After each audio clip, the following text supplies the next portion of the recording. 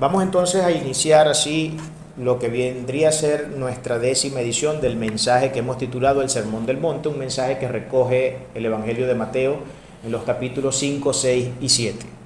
Este mensaje ha sido bastante importante y como ya todos nosotros sabemos es un mensaje que Cristo tuvo que dar a sus discípulos para enseñarle doctrina, para enseñarle ética cristiana antes que los discípulos salieran a cumplir su labor ministerial, lo que nos enseña que nosotros no podemos llevar a cabo ninguna tarea ministerial a menos de haber sido preparado antes, ¿no? Y este es un poco el tema que ustedes saben se enfatiza mucho dentro de este ministerio porque hay gente que de forma muy irresponsable quiere pararse en un púlpito, quiere salir a hacer cosas para Dios, eso está muy bien, la voluntad, el deseo, el amor tiene que existir en el corazón de nosotros, pero eso no es lo único que se necesita. Necesitamos aprender, necesitamos prepararnos, necesitamos entrenarnos en toda esta preciosa arte, ¿no? Que yo le digo arte porque creo que es un arte, sin duda alguna. Vamos entonces, antes de entrar ya propiamente en el pasaje que nos estará ocupando el día de hoy, que tendremos ubicado, y le pido abran de una vez sus Biblias allí, en el capítulo 5, desde el versículo 38 al 42 del libro de Mateo. Pero antes de eso vamos a citar las palabras del erudito William Barclay, uno de los grandes comentaristas de la Biblia, sobre todo del Nuevo Testamento, porque creo yo que este mensaje o estas palabras, este pensamiento, esta manera en cómo él analiza el pasaje que hoy vamos a estar desarrollando, son sin duda alguna muy realistas. Tan realista que creo yo que captura la esencia propia, como él mismo lo dice, de lo que este pasaje significa dentro de nuestra fe. El erudito dice que pocos pasajes del Nuevo Testamento contienen tanta esencia de la ética cristiana como este. Aquí tenemos la ética característica de la vida cristiana y la conducta que debería distinguir a los cristianos de los que no lo son. Exactamente eso es lo que nosotros vamos a ver en este mensaje. Este mensaje es de esos pasajes que nos permiten hacer un examen con rigor. Un examen tan riguroso que termina siendo definitivo una vez ha sido probado cada creyente a través de lo que Cristo revela como responsabilidades éticas que todo creyente debe tener de cara a su presencia. Y para ello entonces, para que tengamos ya claramente qué es lo que es exactamente esto, porque esta es una de las partes no solamente esenciales de la ética cristiana, tengo que decir, porque es que hay que decirlo, las cosas son como son y no podemos omitirnos, no podemos negarnos a la realidad y tratar de autoengañarnos porque eso termina haciendo mucho más daño. Pero este mensaje de hoy, que vamos a tocarlo en dos partes, porque dejaremos en el tintero varias de las ideas que tenemos que trazar para poder completar todo este mensaje, sin duda alguna es el examen definitivo porque precisa la responsabilidad ética más difícil de cumplir para el cristiano, y es la de amar a nuestros enemigos, es la de bendecir a los que nos maldicen, la de ayudar al que nos odia, y todo este tipo de cosas que nos cuestan mucho, sin duda alguna nos cuestan, pero Cristo tiene palabras muy claras, precisas e incisivas que decirnos al respecto.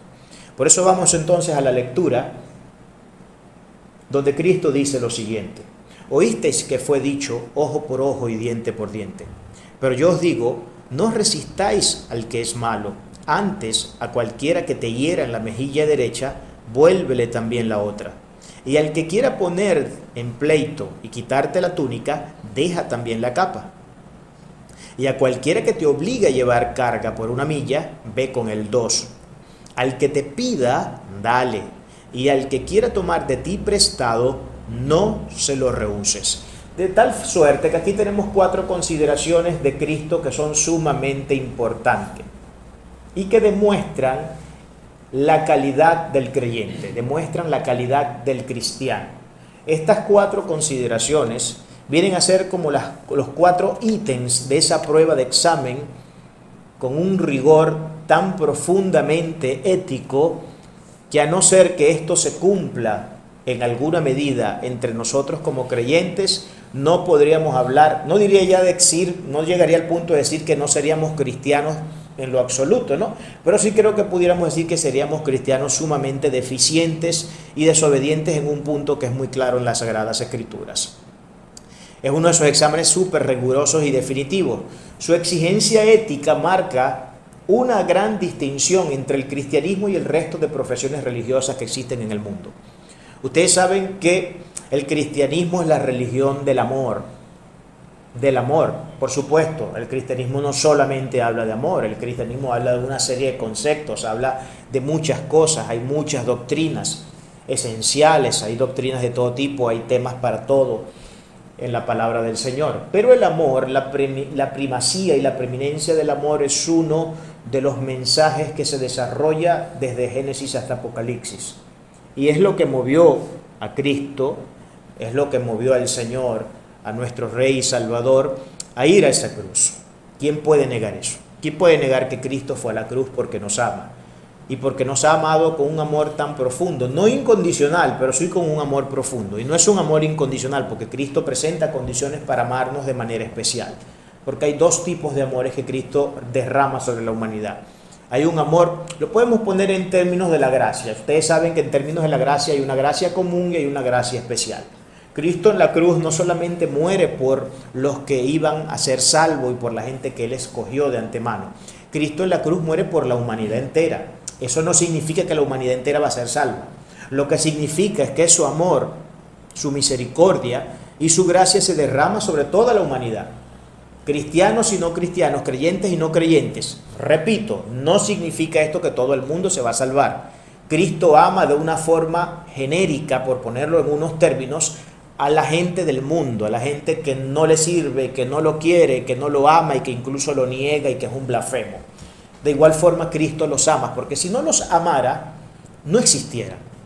Si Cristo no amara a una persona no creyente, esas personas no pudieran incluso ser bendecidas como son muchas veces bendecidas. ¿Cuántas personas que no tienen nada que ver con la cristiandad viven vidas excelentes, entre comillas, pudiéramos decir, pero vidas que no les falta nada, que tienen para resolver el día a día, no tienen mayores problemas, etcétera? Todo eso ocurre porque hay una gracia común que Dios ha derramado también sobre la población entera, no solamente sobre el creyente, sobre nosotros la gracia reposa de una forma especial, sin duda alguna. Entonces, esta es una de esas exigencias éticas que distinguen abismalmente el cristianismo del resto de profesiones religiosas en el mundo. Ustedes saben que en el mundo existen básicamente dos sistemas religiosos. El cristianismo, cuya salvación se obtiene única y exclusivamente por la gracia de Dios, en la imputación de la justicia de Cristo alcanzada por los méritos en la cruz, y hay otro aspecto del sistema religioso cuya salvación se halla a través de las obras. Y es entonces allí donde encuentran salvación el resto de las religiones del mundo aparte del cristianismo. Si soy bueno, me salvo. Si no soy bueno y hago suficientes obras para poderme salvar, entonces no me salvo. Eso es el resto de las religiones del mundo. Ahora, la pregunta del millón es, ¿quién será suficientemente bueno para que luego, al final de sumar todas las bondades y malignidades que la persona ha hecho en la vida, obtenga como resultado la vida eterna en salvación? Yo creo que exactamente ninguno. Ninguna persona estaría calificada para ir a la salvación si la salvación dependiera de las obras que nosotros hacemos. Y esto es una doctrina muy clara dentro de la fe reformada, dentro de la fe cristiana. Estamos ante lo que pudiera ser interpretado como el culmen de la exigencia de Cristo. El culmen de la exigencia moral y ética de Cristo. No es lo mismo cuando Cristo dice que debemos amar a nuestros hermanos, al prójimo, porque al prójimo cuesta mucho menos amarlo. A mí me cuesta mucho menos llevarme bien con un hermano de mi fe que llevarme con alguien que de repente ni siquiera me cae bien. A mí me cuesta mucho menos amar a un hermano en la fe que amar a una persona que encima de que no es hermano en la fe, para colmo, se ha declarado como un enemigo. Me cuesta mucho, ¿verdad?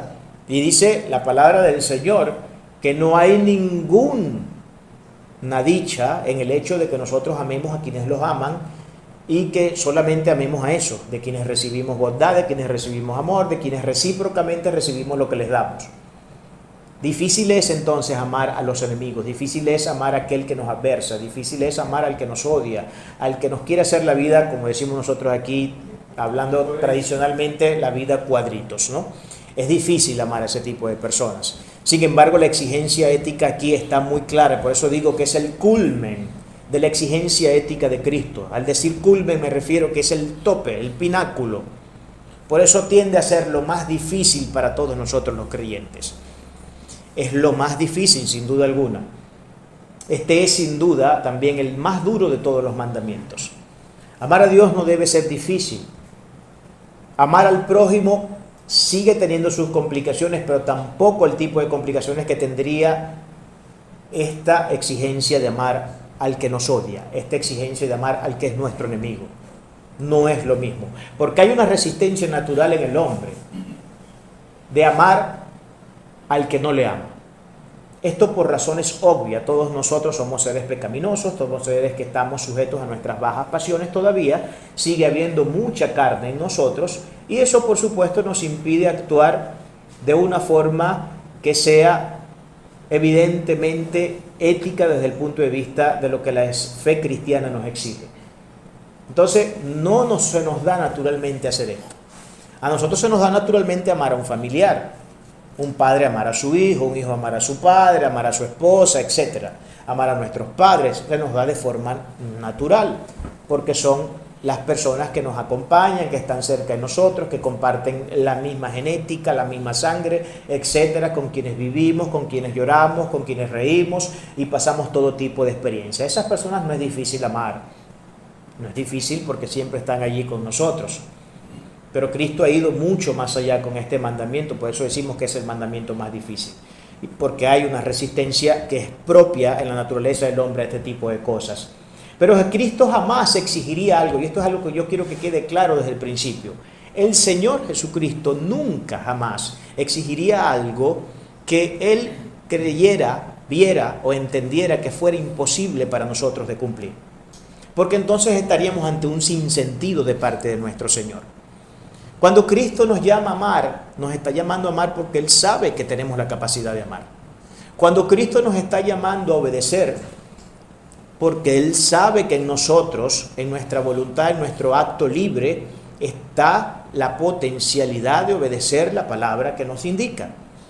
Él jamás nos indicaría hacer cosas o exigirnos hacer cosas que fueran para el ser humano imposible de llevar a cabo.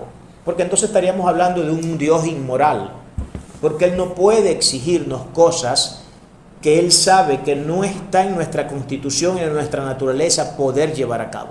Lógicamente, todas estas cosas nosotros las podemos llevar a cabo porque el Espíritu de Dios que nos guía a toda verdad y a toda justicia es el que nos ayuda para que podamos llevar a cabo este ministerio, para que podamos amar, para que podamos bendecir, para que podamos hacer todas esas cosas. Acuérdense que la bondad en el hombre no es precisamente la virtud que mejor resplandece entre los atributos que podemos ver del ser humano. No es que el hombre no pueda amar, no es que el hombre en forma alguna pueda hacer algún acto de piedad o algún acto de bondad. Por supuesto que podemos hacer un acto de piedad, por supuesto que podemos hacer un acto de piedad, pero estamos sumamente restringidos por nuestra naturaleza carnal a hacer este tipo de actos. Demasiado restringidos. Tan restringidos que por regla general simplemente amamos o buscamos amar a los que nos aman, a los que están cerca de nosotros, pero nunca a los que están lejanos, ni decir ya a un enemigo. Pero la fe cristiana es enfática en el hecho de que tenemos que amar a nuestros enemigos, nos guste o no nos guste, nos parezca o no nos parezca, nos hagan bien o no nos hagan bien. Tenemos que aprender a amar a nuestros enemigos. Y Cristo ha exigido esto porque Él sabe que tenemos la capacidad para hacerlo, porque Él puso atributos en nosotros, Él puso capacidades, Él puso prerrogativas en nosotros. Además de eso nos ha dado nada más y nada menos que su Espíritu Santo. Y con su Espíritu Santo tendremos la capacitación requerida para poder llevar a cabo toda esta misión que Cristo nos exige. Todo esto va de la mano, sin duda alguna, y es el tema que vamos a estar tratando y es el trasfondo de todo esto y lo que desarrollaremos ya de manera más directa en la segunda parte de este sermón con el amor. ¿El amor a quién? A nuestros enemigos. Va de la mano entonces con el amor a nuestros enemigos. Y esto es algo sumamente claro. Vayamos entonces a ver un poco lo que Cristo ha venido diciendo en esta enseñanza. Y entremos a un poco desmenuzar y acabar un poco en la profundidad de los textos que tenemos acá para poder entender a ciencia cierta lo que Cristo nos está diciendo acá. Primero él comienza diciendo, oíste que fue dicho. Hemos visto que esto ha sido un acto muy recurrente en todo el Sermón del Monte. Oíste que fue dicho, oíste que fue dicho, oíste que fue dicho. Pero yo os digo, entonces después del oíste viene un pero, viene una conjunción adversativa que viene a hacer algo que no mucha gente por regla general entiende de manera clara. Hay personas que en este oíste que fue dicho, pero yo digo, malinterpretan las palabras de Cristo al decir que, por ejemplo, cuando Cristo está haciendo eso, lo que está es yendo en contrapelo de lo que dice la Torá o de lo que dice el Antiguo Testamento. Entonces creen que es que Cristo está formulando una nueva ley o que está diciendo aquella ley en la que ustedes trabajaron antiguamente está errada. La que está correcta es esta que yo les voy a decir a continuación. Aquello no sirve, lo que sirve es lo que yo les voy a decir a continuación. Eso no es lo que Cristo está diciendo, esto tiene que quedar claro. Lo que Cristo está diciendo, y este es uno de los grandes principios de la hermenéutica, es darle la correcta interpretación a las leyes que habían sido antaño mal interpretadas y mal practicadas por la fe judía. Eso es lo que Cristo está haciendo. Eso es lo que Él busca hacer entender al pueblo a quien le habla. Entonces, oíste que fue dicho, ojo por ojo y diente por diente. Pero yo os digo, no resistáis al que es malo. Antes, a cualquiera que te hiera en la mejilla derecha, vuélvele también la otra. Cristo apela a una ley antigua que conocemos como la lex talión o la lex talionis, que es la ley del talión, que fue una ley que estaba escrita dentro del Código Hammurabi, que Hammurabi fue un rey que gobernó entre los años 2285 y 2242 a.C.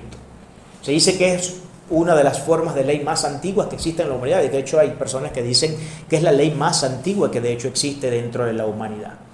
Dentro de promulgaciones legislativas, esta es la que concuerdan algunos en decir que es la más antigua de la humanidad. Y esta era la ley del toma y daca, del toma y da, del toma y dame.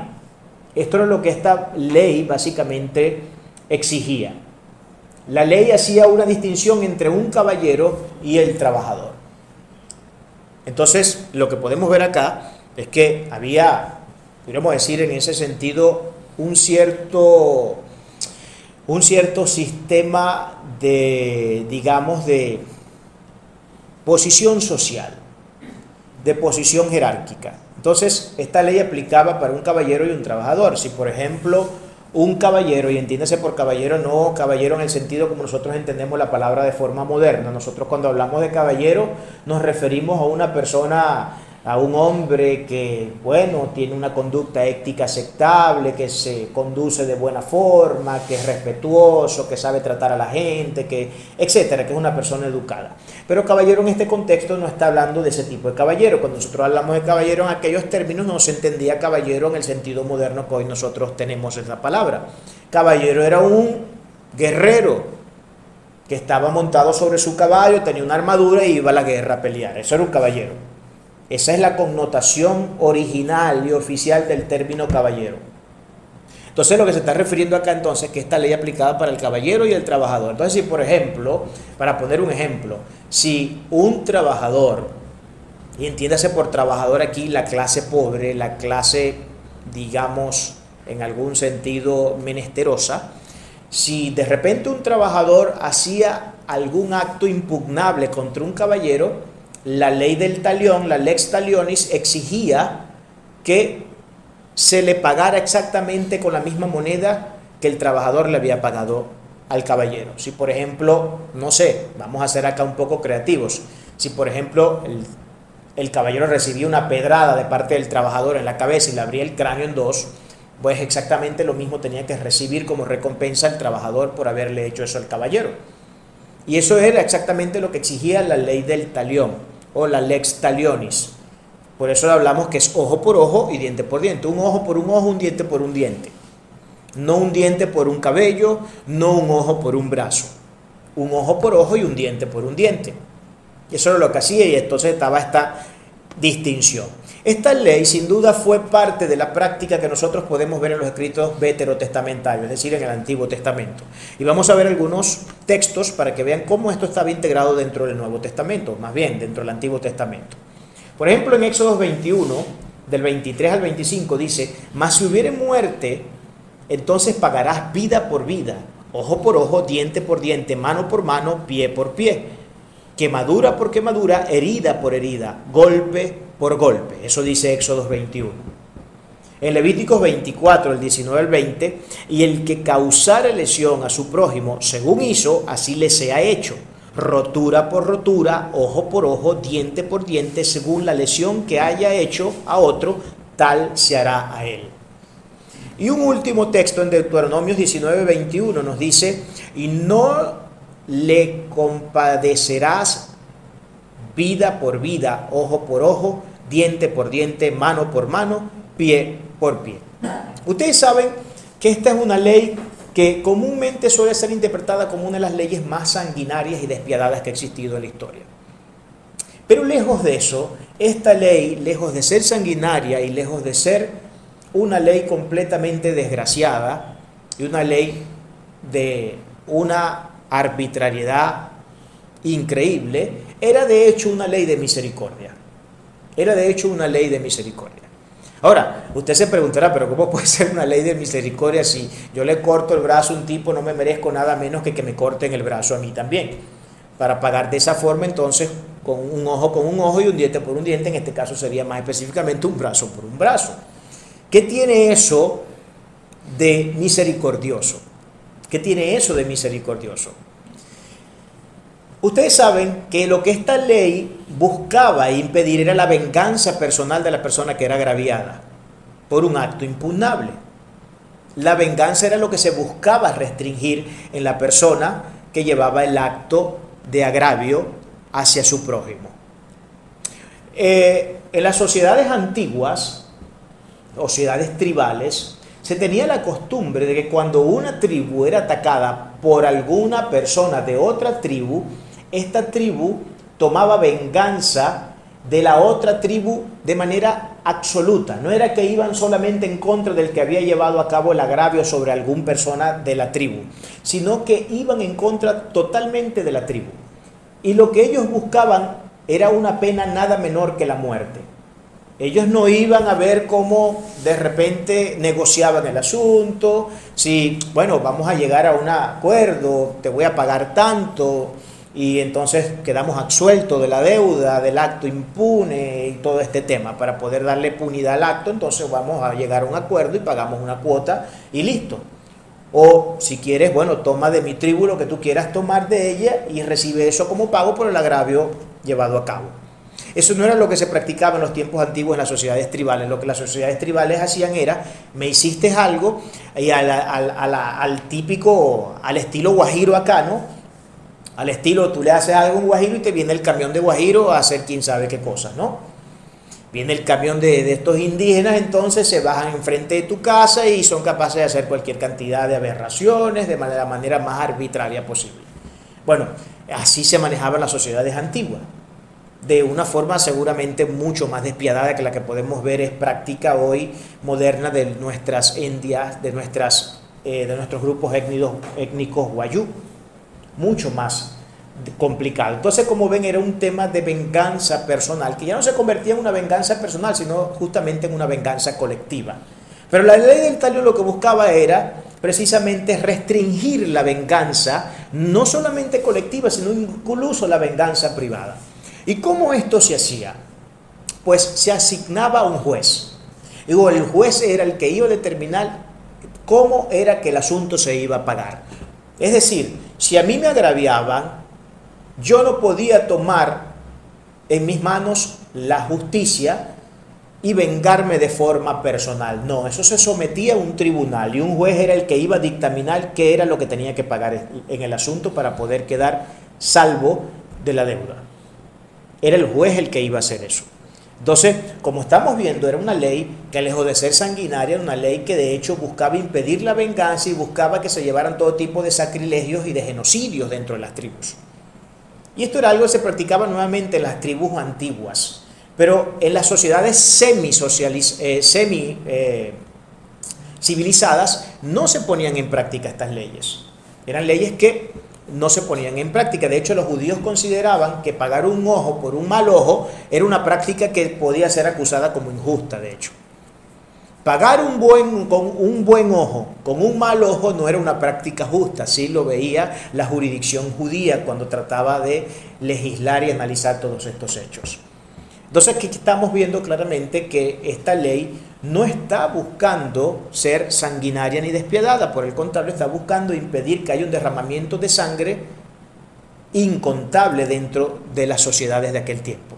Eso era lo que teníamos acá presente. La ley nunca daba derecho al agraviado de vengarse por sí mismo, sino que todo era procesado por el juez. La ley nunca se cumplió de forma literal. En las sociedades semicivilizadas se consideraban que los judíos no podían pagar entonces de esa forma, como les había dicho, un buen ojo por un mal ojo. La lex talionis no corresponde con toda la ética del Antiguo Testamento, de tal suerte que el que piense que la lex talioni era, la ley del talión, era exactamente todo lo que gobernaba el asunto legal del Antiguo Testamento, está sumamente equivocado. Y para eso hay acá unos textos que quiero podamos ver, podamos leer, para que nos demos cuenta cómo esta ley no era una ley que primara dentro de la jurisdicción, dentro de la legalidad, dentro de los asuntos del derecho en el Antiguo Testamento. Por ejemplo, en Levíticos 19:18 nos dice de la siguiente forma: no te vengarás ni guardarás rencor a los hijos de tu pueblo, sino amarás a tu prójimo como a ti mismo, yo Jehová. Eso dice Levíticos 19:18. No te vengarás.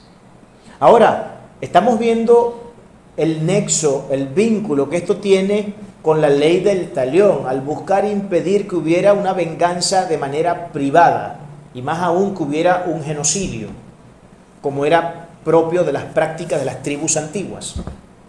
Pero aquí el divino mandamiento está diciendo que no debemos vengarnos, ni guardar incluso rencor contra los hijos del pueblo, sino que amarás a tu prójimo como a ti mismo, yo Jehová. Y en esto se resume el que nosotros podamos dar cumplimiento al mandamiento, en que amemos al prójimo como nos amamos a nosotros mismos. Solo en ese contexto es posible que un creyente, que un cristiano evite la degeneración de actuar en venganza en contra de su prójimo. Luego tenemos en Proverbios 25:21, si el que te aborrece tuviere hambre, dale de comer pan, y si tuviere sed, dale de beber agua. Nuevamente tenemos acá un asunto que, lejos de estar apelando a una ley como la lex talionis, está más bien apelando a la misericordia. Hay personas que yo no entiendo cómo siguen sosteniendo la idea de que el único pacto de gracia y misericordia es el Nuevo Testamento. No, el Antiguo Testamento estaba lleno de misericordia y de gracia. Estaba lleno de misericordia y gracia el Antiguo Testamento, no solamente el Nuevo Testamento, que lógicamente luego en el Nuevo Testamento tenemos una forma más pronunciada, más evidente, más profunda y más desarrollada de esa gracia y de esa misericordia cuando Cristo viene al panorama mundial. Eso es otro asunto. Pero en el Antiguo Testamento teníamos misericordia y teníamos gracia. Aquí tenemos la evidencia de eso, de lo que acabamos de leer en Levítico y lo que acabamos de ver en Proverbios. Eso está bastante claro acá. Y si así no hubiese sido, el pueblo de Israel jamás hubiese llegado a la tierra prometida. Aunque fueron pocos de los que salieron originalmente de Egipto en el Éxodo, que pudieron llegar y avistar la tierra prometida y probar de sus frutos, aún así pudieron entrar a algunos de ellos. Y si no hubiera habido misericordia, si no hubiera habido gracia en los tiempos veterotestamentarios, no hubiera pasado ninguno de los del pueblo de Israel a la tierra prometida. De hecho, el mismo Mesías no hubiera nacido. No hubiera nacido el Mesías. no hubiera existido plan de redención, muy probablemente. Nada de estas cosas hubieran sucedido. Entonces Cristo oblitera, esto es abolir, anula, borra, elimina la ley del talión, la lex talioni. En el Nuevo Testamento tenemos la abolición, la obliteración de Cristo sobre la lex talionis. Nunca más debe hacerse así. Nunca más será ojo por ojo ni diente por diente. Y es lo que Cristo viene diciendo aquí. Él manda poner, de hecho, la otra mejilla. Te dan una bofetada y tu responsabilidad como creyente es nada más y nada menos que poner la otra mejilla. Pero ¿qué es lo que esto significa? Porque ustedes saben que esto por regla general también ha sido muy mal interpretado por la cristiandad. Lamentablemente y tristemente hay que decirlo, ha sido muy mal interpretado. Y hay gente que interpreta esto de forma completamente literal. Completamente literal. Aunque yo creo ciertamente que esto tiene una referencia que podemos ver de manera literal y otra referencia que vemos ya de una manera ya no literal sino más figurada. Ciertamente, ¿qué es entonces lo que Cristo está diciendo cuando dice que debemos poner nuestra mejilla, nuestra otra mejilla si nos han golpeado en una de ellas? Lo que esto significa es lo siguiente, y esto es muy importante, hermano, que nosotros captemos la esencia de lo que Cristo está intentando comunicar. Lo que está diciendo es que si nosotros recibimos agravio, y no importa el nivel del agravio, no es que Cristo esté luego aquí desarrollando una taxonomía de los diferentes tipos de agravios que puedan existir, diciendo que dependiendo del tipo de agravio nosotros podremos bien responder poniendo o no la otra mejilla. Si el agravio no ha sido mayor cosa, de repente podemos poner la otra mejilla, pero si el agravio ha sido demasiado grande, insultante y denigrante, entonces ya en ese contexto no se vale poner la otra mejilla, sino que debemos responder con la lex talioni. No, eso no es lo que Cristo está diciendo. Lo que Cristo está diciendo es que cualquiera haya sido el agravio, cualquiera haya sido el insulto, cualquiera haya sido la agresión, cualquiera haya sido el acto impugnable, usted no debe responder con la misma moneda. Ni usted ni yo debemos responder nunca jamás con la misma moneda. Y lo que esto significa es que nunca debemos atesorar deseos de venganza en nuestro corazón. Lo que esto significa es que no podemos darnos el lujo de responder de la misma forma en como nos han pagado a nosotros. Lo que esto significa es que lejos de atesorar o de darle lugar a sentimientos tóxicos en nuestro corazón, a alimentar odio, alimentar rencor, alimentar rencillas, lejos de hacer eso, lo que debemos es ver con ojos compasivos y misericordiosos la actitud de aquel que nos ha agraviado. Eso es lo que el Señor nos está diciendo aquí de manera muy clara. De hecho, hasta incluso de manera literal, si usted quiere darle una aplicación más literalista a este texto, yo he visto a cristianos, varias veces yo no sé si usted habrá visto esos videos, pero yo he visto videos de hermanos en la fe que están predicando en una calle y han llegado una persona a darle una bofetada, a darle un golpe. Y he visto como estos hermanos han puesto literalmente la otra mejilla pidiéndoles que por favor le den el otro golpe, porque él no va a responder de la misma manera. Yo creo que esa manera literalista de llevar a cabo el asunto es un poco extrema, ¿no? Y es un poco es justamente eso, ¿no? De entender la cosa de forma muy literal, pero muy bien yo pudiera no exigir que me den la otra cachetada, simplemente agarrarle al hermano. ¿Sabe qué sería mucho mejor que ponerle el cachete para que le den la otra cachetada? Que luego de que usted reciba la bofetada, en vez de devolvérsela, usted lo abrace y le diga que lo ama. Y que no importa, si quiere le quita el brazo, que si quiere que le corte la cabeza, que si quiere que le corte los dedos, usted no va a hacer nada más que simplemente abrazarlo y decirle que lo ama. La única forma que no le pueda abrazar es que le corte los dos brazos, y la única forma que no le puede decir que lo ama es que le corten la lengua y le quiten también las manos y no puede ni siquiera escribirlo, además de que no puede decirlo.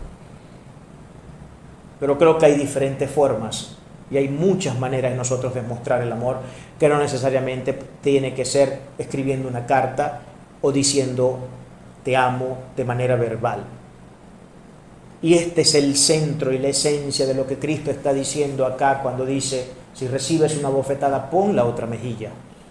No te vengues, no atesores en ti sentimientos de rencor, de odio, de malicia, de malignidad, porque eso intoxica y envenena tu corazón. Y mi llamado es a que tú ames a tus enemigos.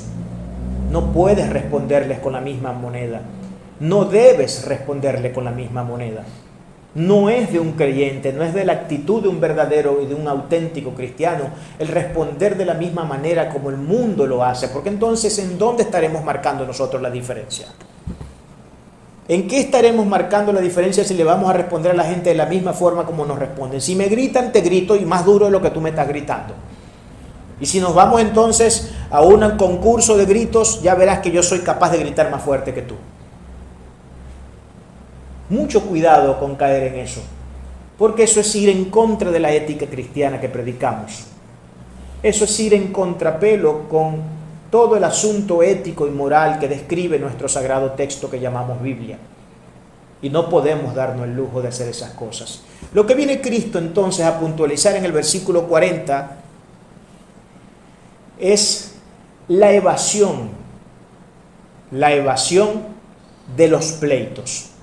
Eso es lo que Cristo viene ahora a poner en relieve, evasión de pleitos. Y por eso Él tiene que decir, y al que quiera ponerte a pleito y quitarte la túnica, déjale también la capa.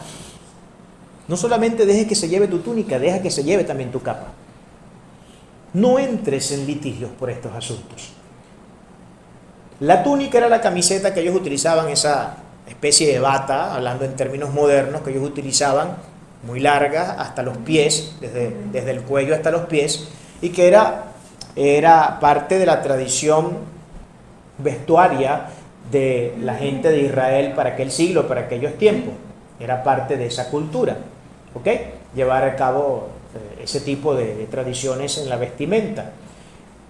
Por el contrario, la capa era como decir para nosotros hoy la chaqueta que nos ponemos encima de la camisa. Para que entendamos, la capa era esa prenda de vestir que se utilizaba sobre todo en las noches para poder soportar el frío, las heladas de las noches cuando estaban durmiendo.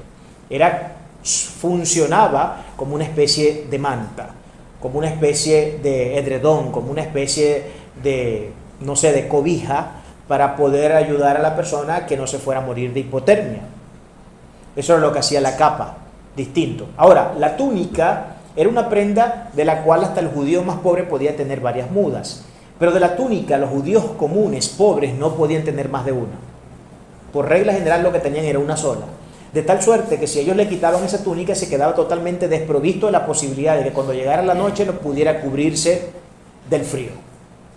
Y de hecho, en la ley judía se contemplaba que quitar la túnica era legal, pero la capa era ilegal hacerlo.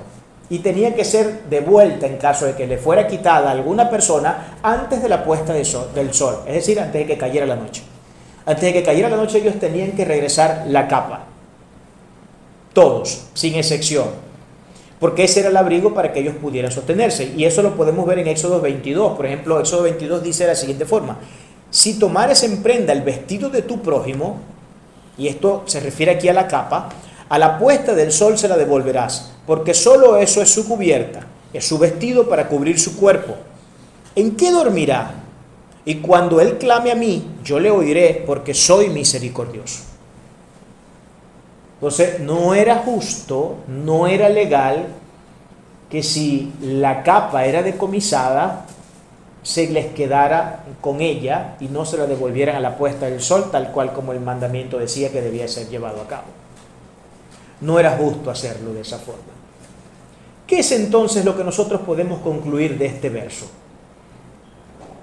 Lo que nuestro Señor Jesucristo nos está diciendo acá, y lo que Él está diciendo acá a sus discípulos es: ustedes no deben entrar en litigios y en pleitos si alguien quiere buscarlos.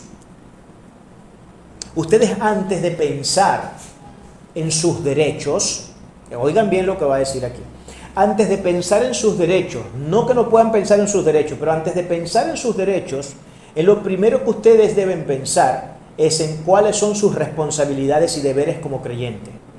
Es responsabilidad y es deber de un creyente agarrarse por las greñas con una persona.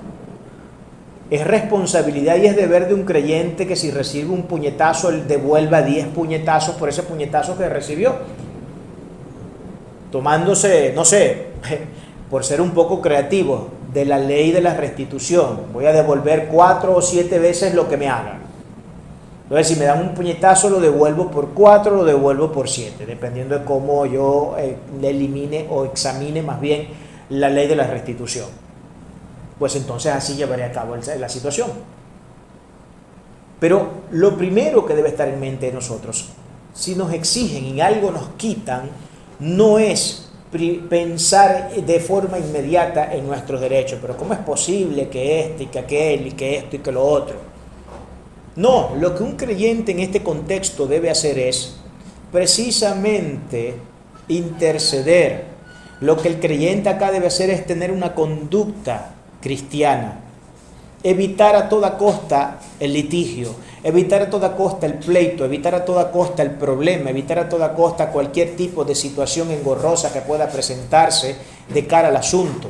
Y sí, si me quitaron la túnica, pues yo no solamente me quedaré con el hecho de que me hayan quitado la túnica, sino que incluso le daré la capa si es posible. ¿Pero por qué? ¿Qué es lo que implica este gesto de darle no solamente la túnica, sino que incluso se le da la capa? Este gesto que es lo que nos está llamando. Nos está llamando a lo que hemos venido diciendo, a evitar por completo cualquier tipo de riña que se pueda presentar en este asunto y además a demostrar el corazón compasivo y nada tóxico que un creyente debe tener. Te me llevaste la túnica, pero no importa, e incluso te doy la capa para que tengas la vestimenta completa. No importa si yo tengo que esta noche pasarla con frío y si es posible morirme de hipotermia, pero no quiero que lo mismo te pase a ti. Estamos viendo cuál es el deber del cristiano. Estamos viendo cuál es la responsabilidad del creyente. Qué distinto sonaría el cristianismo para el mundo si esa fuera la actitud que todo cristiano llevara a cabo cada vez que estuviera ante una situación de este tipo. Pero lejos de esto, hoy tenemos hermanos, y esto hay que decirlo, lejos de esto tenemos hermanos que tienen muy seguido en su boca decir, tuve 5 minutos de bajarme de la cruz.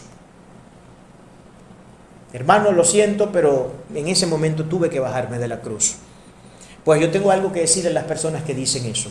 Ustedes saben que su Señor, al que ustedes llaman su Dios y Salvador, nunca se bajó de la cruz. ¿Sabían eso?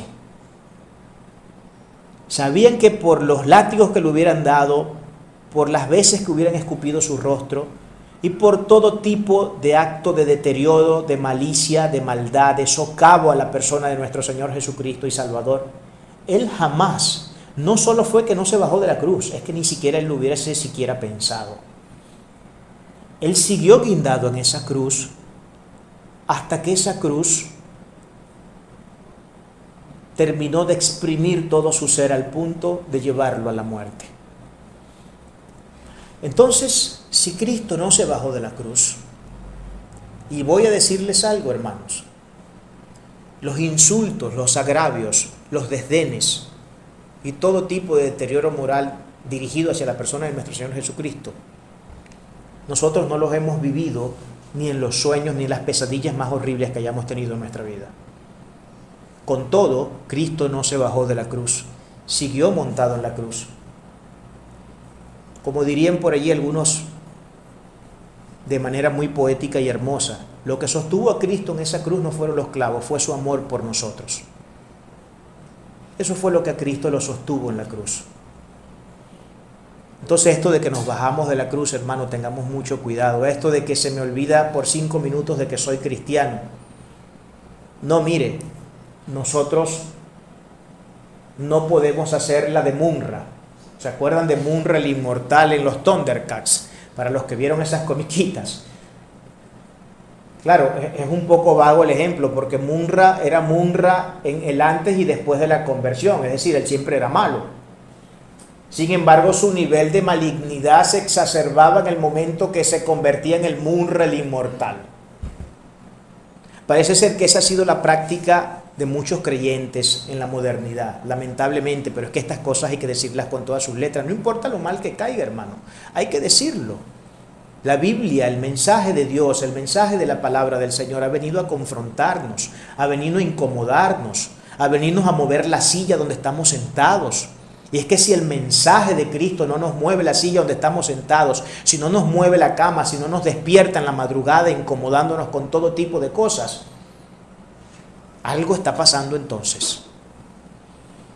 Algo está pasando. Porque lo que yo veo de mi Señor cada vez que Él se acercaba a un grupo de personas a predicar su palabra y hacer saber la voluntad del Padre Celestial a la humanidad, era que siempre se levantaba un polvorín. Sí, que era cierto que algunos decidían seguirlo, pero eran muchos más los que se convertían y se declaraban enemigos públicos del Señor que aquellos que decidían seguirle. De hecho, incluso muchos de los que decidían seguirle y decidían ser sus discípulos, luego lo terminaban traicionando a la mínima que se les presentaba alguna situación complicada.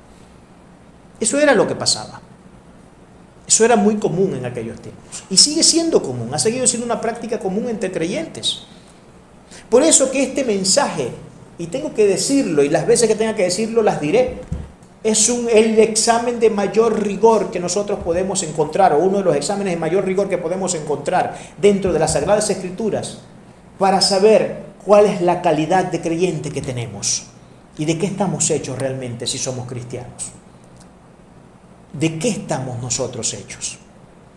Eso es lo que esto viene a ser. Eso es lo que esto viene a ser. Entonces, no pensamos en nuestros derechos como primera situación para entonces tener la justificación de llevar a litigio una situación ante un tribunal. Lo primero que hacemos es pensar en nuestros deberes y responsabilidades éticas y morales. ¿Qué es lo que el Sagrado Texto dice que debo hacer? Entonces, de esa forma tendré que comportarme. Lo que venimos a ver en el versículo 41 es la arbitrariedad ante la indulgencia cristiana. O más bien, ante la arbitrariedad, la indulgencia cristiana. Porque en el 41 la palabra nos dice de la siguiente forma: y a cualquiera que te obligue a llevar carga por 1 milla, ve con el 2. Ahora, como ven, Cristo está manejando la misma idea en cada uno de estos asuntos que estamos tratando. Las 4 consideraciones están teniendo justamente el mismo tratamiento de parte de nuestro Señor Jesucristo. Primero comenzó diciendo que si nos da una bofetada, pongamos la otra mejilla. Segundo, dijo que si nos pedían la túnica, le diéramos también la capa. Y ahora nos viene a decir que si nos obligan a caminar o a llevar una carga por 1 milla, no la llevemos por 1, llévala por 2. Llévala por 2. Porque si la llevas por 1, ¿sabes qué? No estás siendo cristiano. No estás actuando cristianamente. El que actúa cristianamente no camina la milla, camina las 2 millas. Ahora, ¿qué es lo que esto significa? Ustedes saben que la palabra obligar aquí en este contexto viene de la palabra griega angareou. Esa es la palabra griega, angareou. Obligar al servicio público mensajero. Eso es lo que significa. Obligar al servicio público a un mensajero. En las sociedades antiguas, por ejemplo, porque esta es una palabra que está muy llena de historia, la palabra angareou viene de la palabra que significa correo. ¿Sabes lo que significa esa palabra? Que es la procedencia de este término que significa obligar en el texto. Significaba antiguamente, de su raíz, significaba el correo, llevar el correo. Eso es lo que significaba. Los persas habían desarrollado un sistema de correo bastante avanzado para su época y tenían creada todo un sistema de carreteras para poder transportar los correos. Y en esas carreteras habían diferentes paradas donde ellos se detenían a descansar, y en esos descansos ellos les tenían que proveer de comida, les tenían que proveer de bebida e incluso de vestidos si era necesario. En caso de que no estuvieran las condiciones dadas en una de esas paradas, ellos bien tenían la posibilidad y el derecho, por ser imperio ocupante, porque todos los ocupadores siempre hacen actos deliberados de malicia y perpetran todo tipo de actos criminales. Ellos podían obligar a cualquier ciudadano en una requisa a que les proveyera en una de esas paradas de agua y de bebida, de bebida y de comida. E incluso podrían obligarlos a que llevaran la carga del correo hacia la próxima parada. Eso se podía hacer. En el background histórico del primer siglo, ya no yéndonos tan atrás, sino en el siglo de donde Cristo está diciendo estas palabras, acuérdense que tenemos a un Israel que está siendo ocupada por el Imperio Romano. Los judíos estaban bajo la coacción, bajo el yugo del Imperio Romano en este momento histórico. Y era completa y absolutamente legal para un soldado romano el que ellos agarraran a cualquier ciudadano judío y les obligaran a llevar la carga, el peso del correo, de la carga, de lo que fuera que estuvieran transportando en un momento determinado hacia cualquier locación. Era algo que ellos estaban obligados a llevar a cabo si un soldado romano se los pedía. De hecho, lo hacían no de una forma nada gentil, lo hacían de una forma nada, pero nada gentil.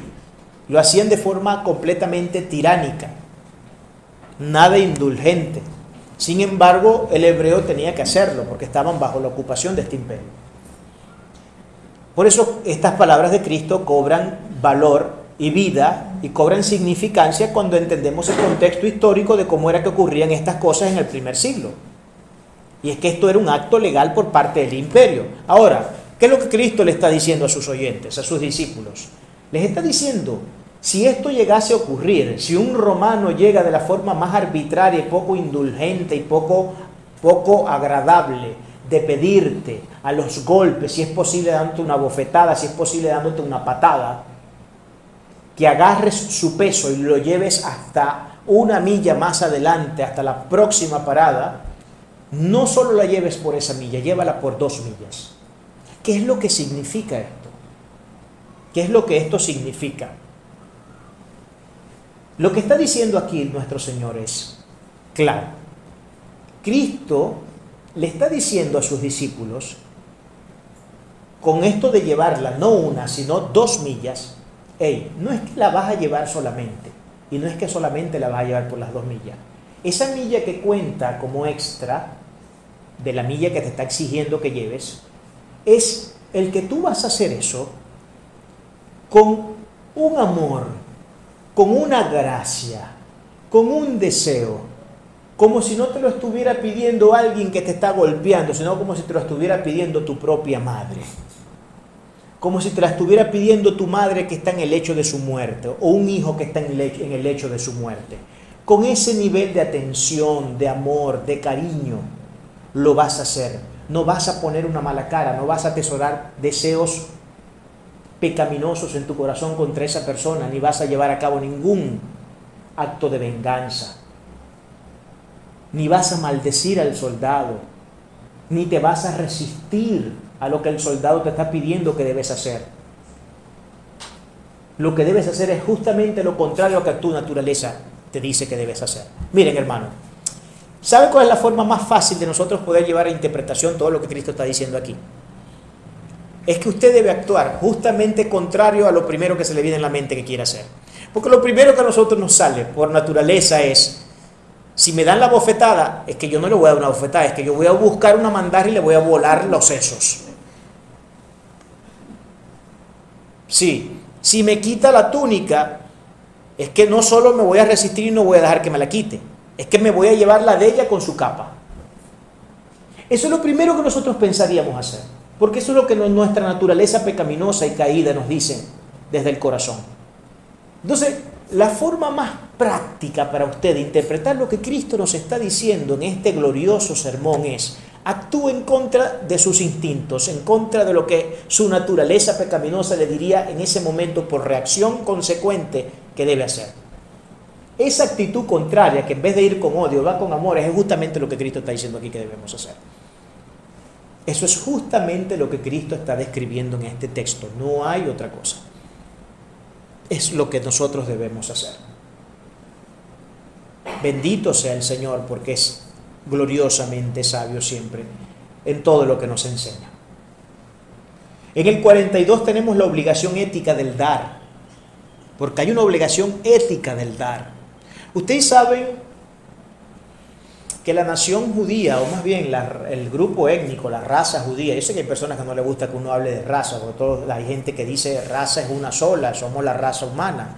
Eso es discriminar, no en un sentido peyorativo, pero sí muchas veces a la gente lo hace en un sentido peyorativo. Esto de que existen diferentes razas humanas y están los blancos, los negros, los azules, los verdes, los rojos, etcétera. Entonces hacemos toda una distinción de grupos étnicos, es correcto decirlo, pero ya muchas personas hablar de raza, eso les para los pelos, ¿no? Porque hay todo unos prejuicios detrás de eso, hay todos unos sesgos detrás del término raza, ¿no? Lógicamente. Pero en términos del grupo étnico judío, ustedes saben que el grupo étnico judío, los judíos, son, si no los seres más prósperos de la tierra, los que están en la lista de los primeros 3 más prósperos de la tierra. Gran parte del mundo económico lo mueven multinacionales judías. Los Estados Unidos de Norteamérica no tienen idea la cantidad de empresas multimillonarias que son dueñas o que son propiedad de judíos. Aquí en Venezuela, en cualquier parte del mundo, siempre la presencia de judíos son gente muy apoderada, económicamente hablando. Y ellos son gente apoderada económicamente hablando por principios que aplican, que son propios de la exigencia ética de su religión. Y estos principios, hermano, no importa si usted cree en Cristo o no, si usted los aplica, así sea de manera inconsciente, ellos traerán retribución. Siempre y cuando los aplique con un corazón correcto. Y vamos a ver un poco sobre este asunto, porque para el judío la cuestión de dar era una ley muy preciosa. El judío valoraba mucho el dar, era algo precioso para ellos hacer. De hecho, prescribieron toda una ley para este asunto del dar. La ley judía era muy preciosa, y vamos a leer aquí un texto que nos va a poner en contexto sobre este asunto. Miren lo que dice Deuteronomio 15, del 7 en adelante. Cuando haya en medio de ti menesteroso de alguno de tus hermanos en alguna de tus ciudades, en la tierra que Jehová tu Dios te da, no endurezcas tu corazón, ni cerrarás tu mano contra tu hermano pobre, sino abrirás a él tu mano liberalmente, y en efecto le prestarás lo que necesite. Guárdate de tener en tu corazón pensamiento perverso, diciendo, cerca está el año séptimo, el de la remisión, y mires con malos ojos a tu hermano menesteroso para no darle, porque él podrá clamar contra ti a Jehová y se te contará por pecado. Sin falta le darás y no serás de mezquino corazón cuando le des, porque por ello te bendecirá Jehová tu Dios en todos tus hechos y en todo lo que emprendas, porque no faltarán menesterosos en medio de la tierra. Por eso yo te mando, diciendo, abrirás tu mano a tu hermano, al pobre y al menesteroso en tu tierra. Está clarísimo el mandamiento. Qué tremendo, qué precioso mandamiento este. La de ayudar al prójimo. Otra de las cosas donde nosotros tenemos un gran talón de Aquiles también. Porque por regla general el ser humano tiende a ser muy egoísta. Muy egoísta. Y por eso el Señor ha tenido que prescribir leyes como estas. La del dar al que necesita. Prestar al que necesita. Precisamente porque Él conoce que el corazón del hombre por naturaleza es un corazón muy, pero muy dado al egoísmo. Primero nosotros, segundo nosotros, tercero nosotros, cuarto nosotros, y así cuando infinitos son los números, así de infinitos son mis intereses siempre. Y si llegase a darse la situación de que los números realmente no sean infinitos y hay un término para los números y luego de ahí para adelante haya algo más, bueno, en ese algo más quizás yo me acuerde de mi prójimo. Pues Cristo está diciendo exactamente lo contrario. El tema era tomado con tanta seriedad por los judíos que ellos idearon 5 principios para el dar. 5 principios para el dar. Y miren lo que ellos decían. El primer principio enseñaba que no se le puede negar a nadie la ayuda. A nadie se le puede llegar ayuda. No se le puede negar la ayuda. Ese era el primer principio. De manera tal que si alguien se le acercaba pidiendo algo de usted, algún pobre, algún menesteroso, alguien que estuviera en una condición social y económica bastante deteriorada, bastante indeseable, y tú teniendo la posibilidad de ayudarle, no le ayudas, te conviertes, dice la palabra, en peor que un impío. Peor que un impío. El segundo principio dice que debemos dar lo que se necesite. Lo que la persona esté necesitando en el momento determinado para resolver su situación, hay que dársela. Ese sería entonces el segundo principio que prescribieron los judíos para el dar. Lo tercero, el dar se debe llevar a cabo privadamente. Ustedes saben que Cristo acusa mucho esto en el Nuevo Testamento, ¿no? Eso de, él expone a los fariseos y expone a todos los falsos religiosos de su época, a la falsa religión, a la hipócrita religión de su época, diciendo: ustedes cada vez que van a hacer algo, cualquier mínimo acto de bondad, hacen sonar trompetas para que todo el mundo en la ciudad se dé cuenta de lo que ustedes están haciendo, cuando no saben que no debe saber su izquierda lo que hace su derecha. Qué tremendo que el judío tenía conciencia de este asunto y pese a ello muchas veces hacía caso omiso de esta situación. Por eso Cristo los acusa en el Nuevo Testamento.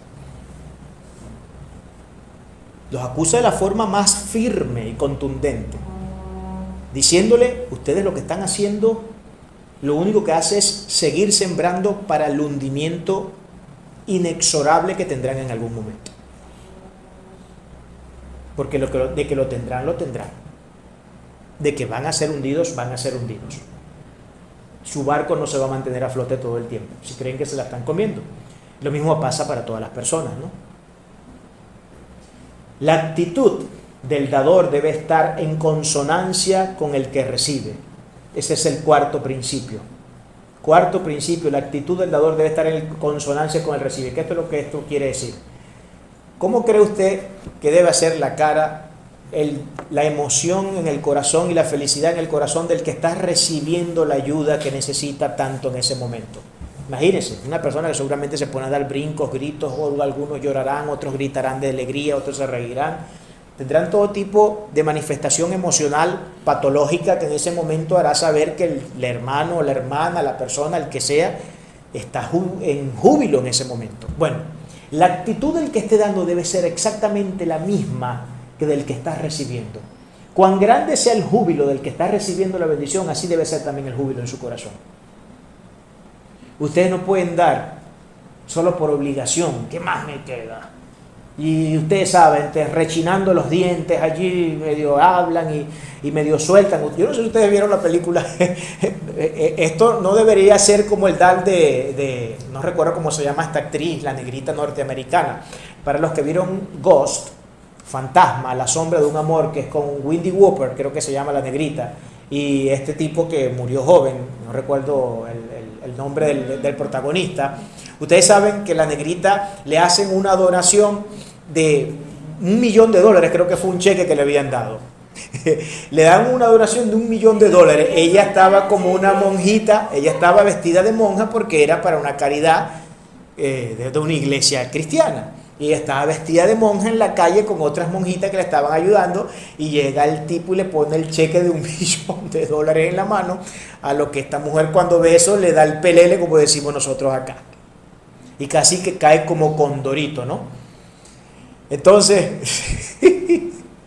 viene, y no recuerdo quién le dice que eso no es para ella y que tiene que sembrárselo, tiene que dárselo a una persona pobre. Entonces llega una persona pobre y justamente le dan la directriz de que tiene que dárselo a esa persona.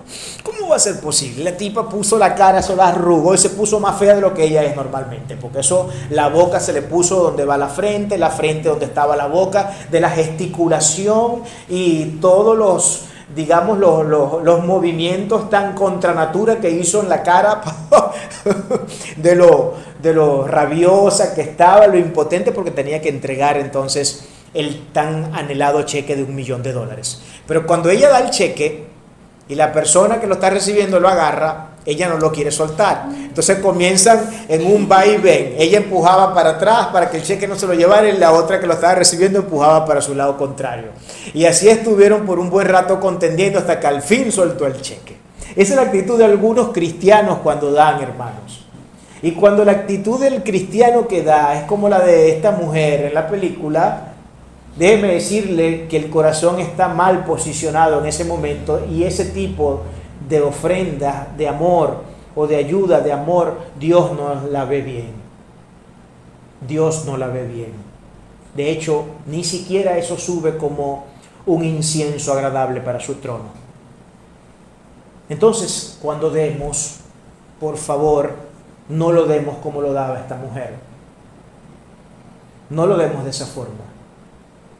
Que nuestro acto sea consecuente con la cara, el corazón, la alegría y el júbilo del que está recibiendo la ayuda. Así debemos hacerlo, y nada menos que así. El dar era tanto un privilegio como una obligación, es el quinto principio. No era solamente una obligación, era un privilegio. No era solamente un privilegio, era una obligación. ¿Qué es lo que estamos diciendo con esto? Y es que Cristo es lo que está diciendo en el pasaje. Para nosotros el dar no solamente debe ser un privilegio por cuanto sabemos que hay una ley que habla de la siembra y la cosecha. Y ciertamente lo que nosotros sembramos, eso segaremos. Ese es un principio elemental dentro del sagrado texto. Pero además de eso debemos entender que es una obligación ética, moral del creyente ayudar al necesitado. Cuando usted tiene la posibilidad de hacerlo, tiene que hacerlo. Cuando yo tenga la posibilidad de hacerlo, tengo que hacerlo. Cuando nos negamos, estamos incumpliendo el mandamiento.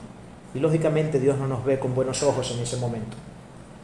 No es que nos deja de amar, no es que perdemos la salvación, no es que nos vamos al infierno, no es que Dios luego se separe de nosotros y nunca más nos vaya a mirar, pero su corazón se entristece porque no estamos cumpliendo con su palabra. Eso es lo que sí claramente podemos ver que ocurre en ese caso. La conclusión de todo este asunto es clara, hermano. Este es uno de estos típicos mensajes que hace sonar los dientes de muchos creyentes. La razón para ello es más que clara. Al ser el hombre un individuo cuyos intereses tienden a ser egoístas, como lo hemos venido diciendo ya desde hace rato, producto de su naturaleza pecaminosa, muchas veces verá con desagrado los elevados estándares de la ética cristiana.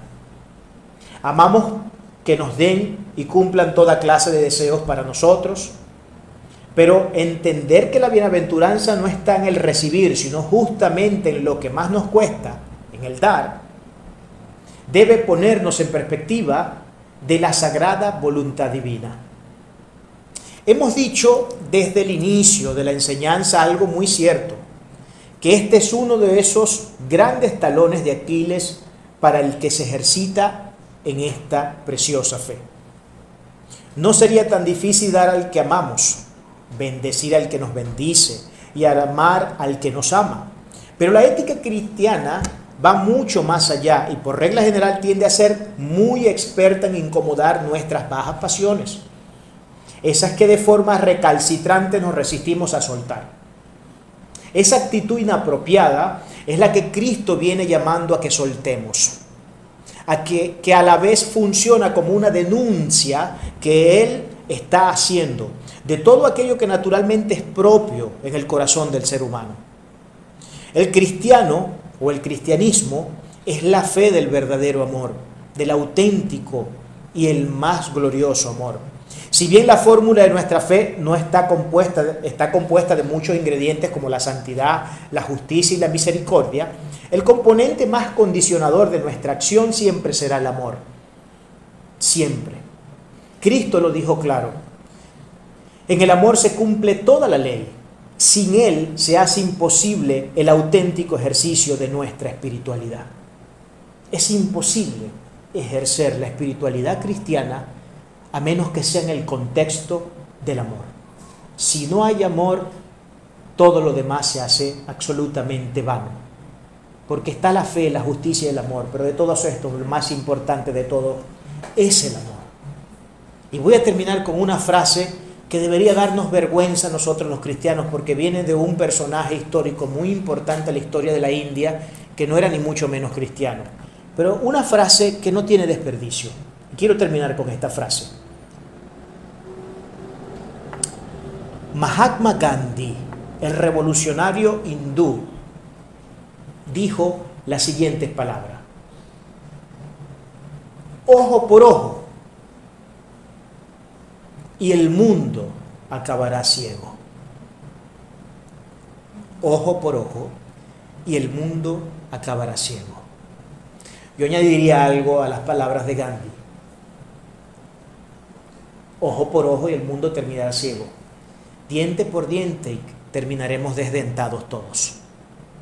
Damos gloria y honra al nombre de nuestro Señor Jesucristo. Amén.